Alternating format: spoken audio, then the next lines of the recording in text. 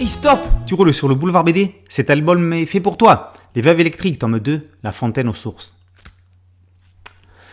Un incident à la centrale nucléaire de Chiswan a fait 3 morts.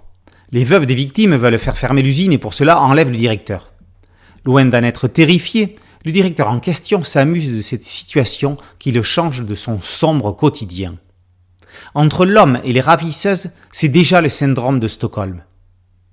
Pendant ce temps, les habitants du petit village de la Fontaine aux Sources apprennent qu'un arrêté préfectoral a entériné la privatisation de leur nappe phréatique au bénéfice de la société Water Business et de son usine d'embouteillage pour la marque Eau Pure.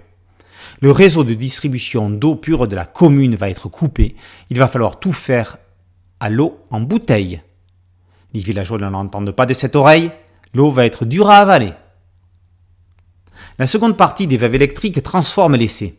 La comédie dramatique de Relhomme et Damien Geoffroy est toujours aussi drôle, sarcastique et piquante.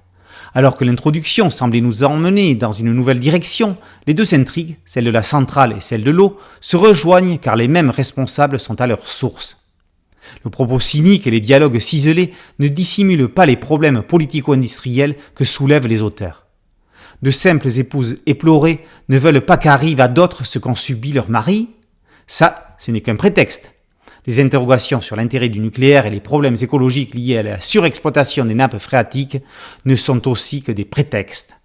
Le sujet premier est bel et bien les manigances entre un homme d'affaires et un président de la République.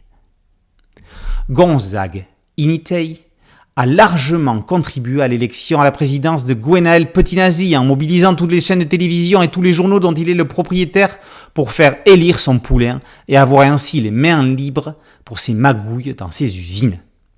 L'un a besoin de l'autre. Le président n'a qu'à faire arrêter les veuves s'il veut la même couverture médiatique au prochain scrutin. Ce président ressemble étrangement à Emmanuel Macron. Acte manqué? Certainement pas. La satire est évidente. Celui qui se dit président de tous les Français est un otage de la finance. Emmanuel, Gwenaël, même caillou dans la chaussure. Les auteurs réalisent un grand écart tragicomique, une figure de style pas facile à exécuter. Avec un final non conventionnel, Les Veuves électriques est une triste histoire désopilante. Les Veuves électriques, tome 2, La fontaine aux sources, par Relhomme et Geoffroy, est paru aux éditions Delcourt. Boulevard BD, c'est un podcast audio, une chaîne YouTube. Merci de liker, de partager et de vous abonner. À très bientôt sur Boulevard BD. Ciao.